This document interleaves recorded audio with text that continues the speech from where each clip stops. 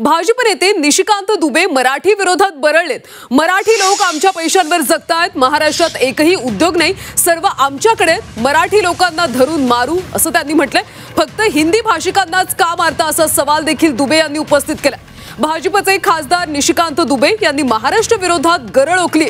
संपूर्ण देशाची आर्थिक राजधानी असलेल्या मुंबई आणि महाराष्ट्राचं योगदान काय असा सवाल निशिकांत दुबे यांनी विचारला। महाराष्ट्र आमच्या पैशांवर जगतो, तुम्ही कोणता टॅक्स आणता? तुमच्याकडे कारखाना नाही, उद्योग नाहीत किंवा खनिजाच्या खाणी नाहीत, सगळ्या खाणी झारखंड, छत्तीसगड, मध्य प्रदेश आणि ओडिशामध्ये आहेत। आमच्या पैशांवर जगता आणि दादागिरी करता अशी गरळ निशिकांत दुबे यांनी ओकली। किसकी रोटी खा रहे हो? वहां टाटा है, बिरला है, रिलायंस है, कोई महाराष्ट्र में यूनिट नहीं है। सब टैक्स पेयर जो है, टाटा यदि बिहार झारखंड नहीं होता, उस वक्त बिहार नहीं होता, टाटा ने तो पहली फैक्ट्री वहीं बनाई। हमारे पैसे पर पल रहे हो, तुम कौन सा टैक्स लाते हो? कौन सी इंडस्ट्री है तुम्हारे पास? माइंस हमारे पास है, झारखंड के पास है, छत्तीसगढ़ के पास है, मध्य प्रदेश के पास है, उड़ीसा के पास है। आपके पास कौन सी माइंस है?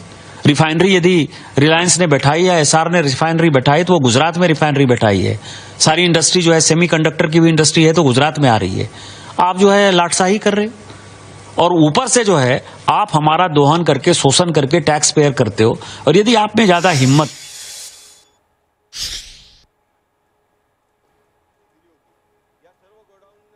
हे त्यांचं बोलणं आहे, हे राजकीय सोडून द्या, माझं सोडून द्या, पण कोणालाही असलं बोलणं आवडत नाही कोणाचं तरी, की तुम्ही माझ्या पैशावर जगता। कोणीही कोणाच्या पैशावर जगत नाही, प्रत्येकजण आपल्या घामाच्या कमाईवर जगत असतो।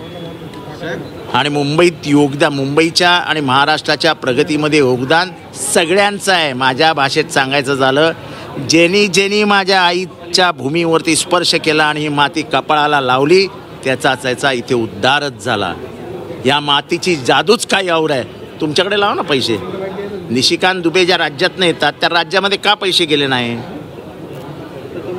का तिथला प्रगतीचा वेगाने पुढे गेला नाही? का मुंबई आणि महाराष्ट्राच्या आजूबाजूच्या काहीच म्हणजे काही शहरच पुढे गेली का? असं का झालं? आज GDP मध्ये महाराष्ट्राचं योगदान 70 वर्ष, महाराष्ट्र अग्रक्रमावर आहे, अग्रक्रमावर। तेव्हा मराठी माणसाच्या घामाला, मराठी माणसाच्या हृदयाला, महाराष्ट्राचं हृदयच विशाल आहे, विशाल हिमालयाची समृद्धी आहे महाराष्ट्राच्या हृदयामध्ये। तेव्हा महाराष्ट्राच्या हृदयाला चटके बसतील असं बोलू नका।